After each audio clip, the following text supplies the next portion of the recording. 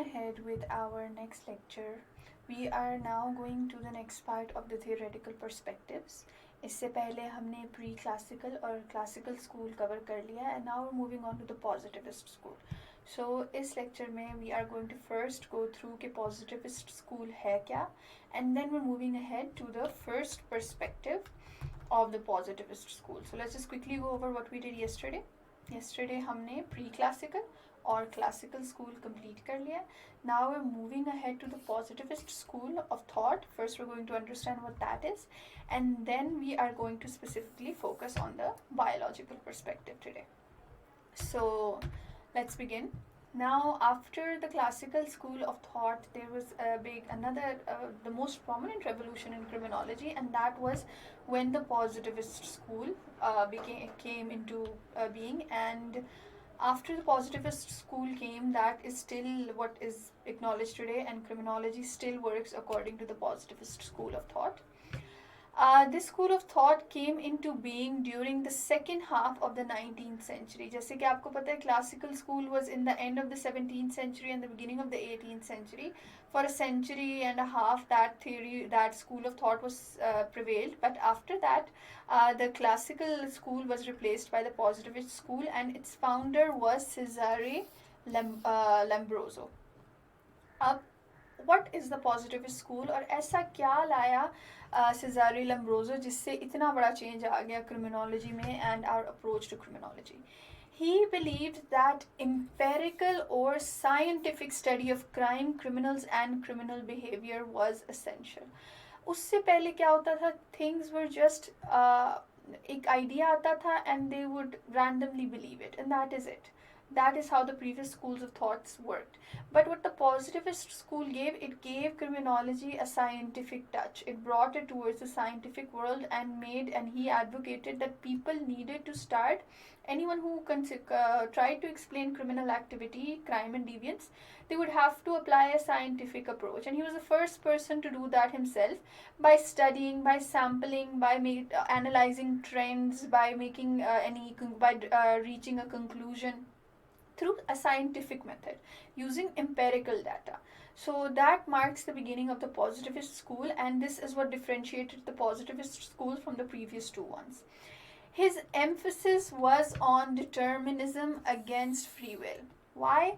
Because as you might remember, in the classical school of thought, people believed that a crime was committed out of choice. People were rational human beings. They calculated the risks and then they committed a crime. What the positivist school tried to explain was that kahin na kahin, theek hai, everyone makes a choice to commit a crime, but in one way or the other, a person is somehow slightly helpless, and there are some factors that actually make criminal activity easier for them. It makes it a better option for them. और वो क्या चीज़ें हैं जो इंसान को criminal activity की तरह push करती हैं? कुछ चीज़ें उसके control में हैं, the ultimate choice is his own, but there are other things, other underlying causes that are not completely in his control.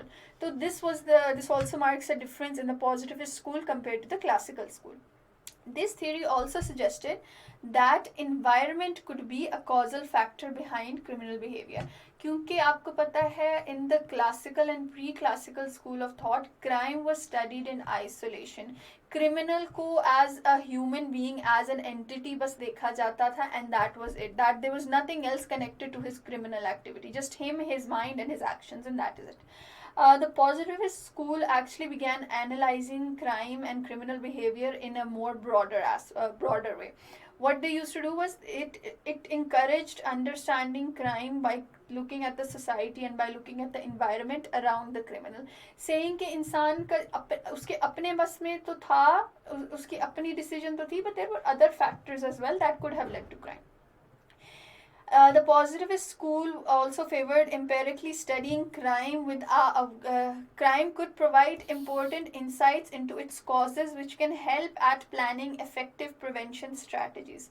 As you all might remember, that is the criminology we have today. We try to analyze and focus on crimes and the trends in crimes, the trends in the causes of the crimes, and then planning strategies, prevention strategies according to that. कि किस तरह हम crime को कम कर सकते हैं. That is what the positivist school brought. It played an important role in the development of modern criminology. This is where the positive school is where modern criminology actually began, and it transformed criminology into a science where we had to do research, where we needed data, and where we needed to analyze things and test our theories properly in order to claim them. So the first positivist perspective, the first one that actually came into being was the biological perspective. अब जो positivist school start हुआ था by Cesare Lombroso, it was actually the biological perspective. That marks the beginning of the positivist school. वो किस तरह से कि the biological theory of crime can be traced back to the 19th century work of Cesare Lombroso. This approach, he, the person who basically founded the positivist school, how did he find the positivist school? By the biological perspective. This approach highlighted some physiological differences between criminals and non-criminals. What did he advocate? उसने ये तो कहा कि scientific research चाहिए, but what was his focus of scientific research? किस चीज़ को वो करता था, advocate करता था कि इस वजह से crime हो रहा है? That was actually the biological makeup of a human. He tried to study and he tried to prove कि किस तरह एक इंसान की physical appearance से हम ये deduce कर सकते हैं कि इसके criminal activity के chances ज़्यादा हैं. So he focused on the physiological or genetic abnormalities within an individual. And how did this actually start? This was basically हुआ ये कि he when he began this research, it began with him getting the chance to analyze the dead body of a criminal. And when he was analyzing the structure of that person's body, उसने देखा कि उसके जो sir में there is a part of his head that is slightly inwards. तो he deduced कि ये जो चीज़ है, this is somehow related to his physical development and evolution, और इस तरह उसने he reached to the conclusion कि इंसान की physical properties से हम ये idea लगा सकते हैं कि is he a criminal or not. So he focused, अच्छा, it noted factors like अब किस किस तरह के factors पे गए लोग, how did people go from one thing to another, और कौन कौन सी physical properties ऐसी थी जिन पे उन्होंने कहा कि इसके chances ज़्यादा हैं. One was the racial heritage, the nutrition, learning disabilities to be possible explanations behind criminal behavior. इंसान के biological makeup में ऐसा क्या क्या है जिसकी वजह से उसकी criminal tendencies ज़्यादा हो जाती हैं. The first perspective to challenge the classical free will. जिस तरह मैंने आपको कहा, the positivist school began with the biological perspective. This was the first perspective proposed in the positivist school, and it challenged the free will approach. It stated that criminal activity is not 100% because of free will or out of choice. It can also be caused by certain biological factors जो इंसान के बस में नहीं है. In this regard, the biological theories were considered more credible than many of the previous theories. अब आजकल के point of view से हम इस theory को अगर देखें तो we think okay, it is very irrelevant, it does not make sense and it is not applicable. When I'll show you more examples later on, you will agree to this. But you need to understand the situation this theory came in. किस तरह की उस time क्या atmosphere था, क्या beliefs थी, and how the biological theory was a huge change and it marked the beginning of an era for criminology. So how did it begin? Like I mentioned before, began when Lombroso advocating atavism. अब atavism क्या है? Which stated that criminals were primitive savages who were evolutionarily backward compared to normal citizens. जब उसने उस criminal के head को देखा और देखा कि उसमें एक स्लाइट डिप्रेशन सा है उसके सर में, उसके स्कल में, तो he stated that this happens जब इंसान प्रॉपरली एवोल्यूशन से नहीं गुजर सके ना, जिनकी बॉडी प्रॉपरली एवोल्यूशन वाले प्रोसेस से नहीं गुजरी, तो he stated that those people who are in the earlier stages of evolution, जिनकी बॉडी उसी स्टेज में, they have a greater chance of committing crime. ये जो पार्ट है ये आ जाता है atavism में, relating criminal activity to evolutionary development. अब one more thing I would like to mention here, होता क्या है कि the biological perspective has come in two different ways. या तो ये आ जाता है in a comparative analysis with the psychological perspective and the sociological perspective. उस तरह का 20 marks का question आ चुका है past papers में. या तो इस तरह से आएगा या फिर इससे रिलेटेड 5 मार्क्स या 10 मार्क्स के नोट्स आएंगे. लेकिन वो नोट्स किस तरह से होते हैं? Based on things like this, इन्हीं के आगे जो कॉन्सेप्ट्स होते हैं. सो दैट इज़ वाई हम बायोलॉजिकल परस्पेक्टिव को कोई एक्सट्रीम डिटेल में नहीं पढ़ रहे, but we are going to focus on those major concepts of the biological perspectives. So anyone who has studied this needs to know what these different terms are, ताकि अगर इनसे related कोई सवाल आए तो आप उसको आंसर कर सको. ठीक है. सो एटिविज्म क्या था? Associating criminal activity with how के एवोल्यूशनरी प्रोसेस में वो क्रिमिनल, उसकी बॉडी कहाँ पे. ठीक है. The second thing was Lombroso also used phrenology to predict and identify criminal tendencies. Phrenology है क्या? It is the belief कि किसी के सर को, के शेप को, साइज को और उसके सर के डिप्रेशंस और वो सारा देख के, हाथ लगा के हम उसकी पर्सनालिटी को जज कर सकते हैं. जनरली फ्रेनोलॉजी का मतलब यही है कि सर से पर्सनालिटी को असेस करना. लेकिन Lombroso used this phrenology from a criminal perspective. उसने एनालाइज किया कि ओके, अगर इसका सर इस तरह से है तो इसमें क्रिमिनल टेंडेंसीज हैं. So he basically connected phrenology with crime. उसने उसको उस पॉइंट ऑफ व्यू से देखा.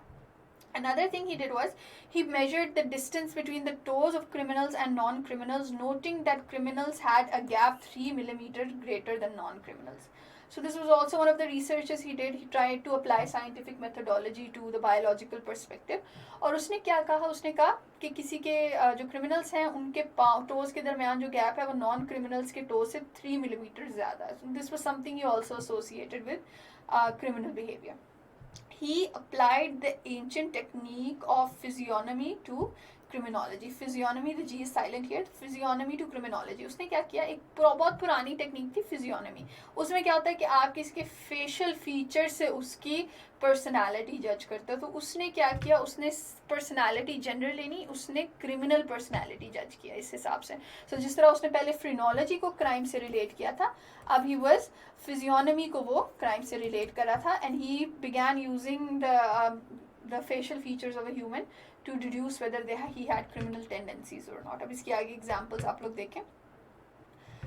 Lombroso also relied on racist stereotypes. अब ये जो बायोलॉजिकल पर्सपेक्टिव है, इट एडवोकेटेड रेसिस्ट स्टीरियोटाइपिंग. वो किस तरह से कि कुछ ऐसे कैरेक्टरिस्टिक्स को वो क्रिमिनल कह देता था जो मेजॉरिटी एक तरह के रेस में पाई जाती थी. For example oblique eyelids Mongolian characteristic. उसने क्या कहा? ओब्लीक आईलिड्स वाले जो लोग हैं वो क्रिमिनल, उनके क्रिमिनल टेंडेंसी ज़्यादा है.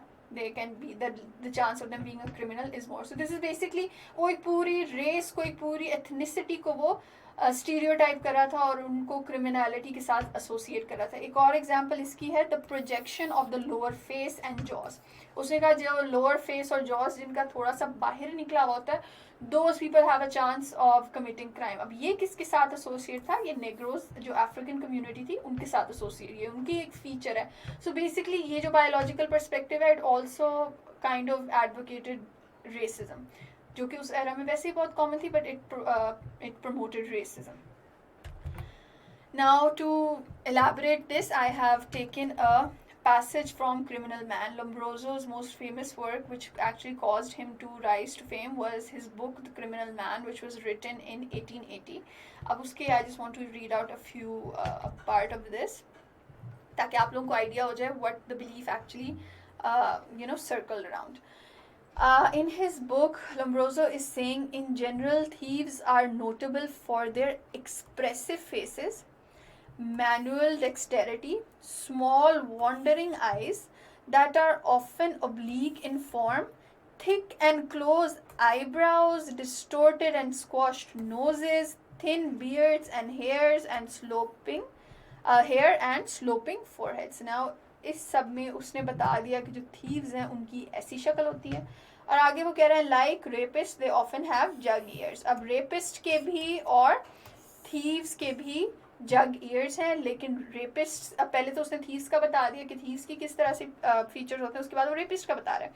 Rapist however nearly have sparkling eyes, delicate features, swollen lips and eyelids. Most of them are frail and some are hunchbacked. Hunchbacked meaning जिनकी कुब निकली हुई होती है. So इससे we get an idea कि how outdated this theory is today. Some people still apply it. They apply it to your hormonal levels. They apply it to blood pressure, diabetes, इस तरह की चीज़ों के साथ उनको अप्लाई ज़रूर करते हैं, but you need to understand the biological perspective out of all three perspectives. The biological one is the one that is least accepted, and इसकी importance का आपको idea हो गया through the questions that has come in the past papers कि इसको हमने आप लोगों ने extreme detail में नहीं पढ़ना. किस point of view से पढ़ना है? Either comparing it, इसका आपको brief idea होना चाहिए so that you can compare it to the other two perspectives, the psychological and sociological perspective, or you need to understand the different terminologies that are used like ativism and phrenology. इस type की चीज़ें को आपको idea होना चाहिए. That is how important the biological perspective is. A lot of candidates, they make the mistake of going into the extreme detail which is not required. So that is what I would suggest to you.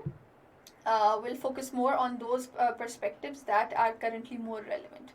So this marks the end of this lecture, and now after this we're going to, after completing the biological perspective, we are going to move on to the psychological one, and after that we are going to do the most important one, which is the sociological perspective.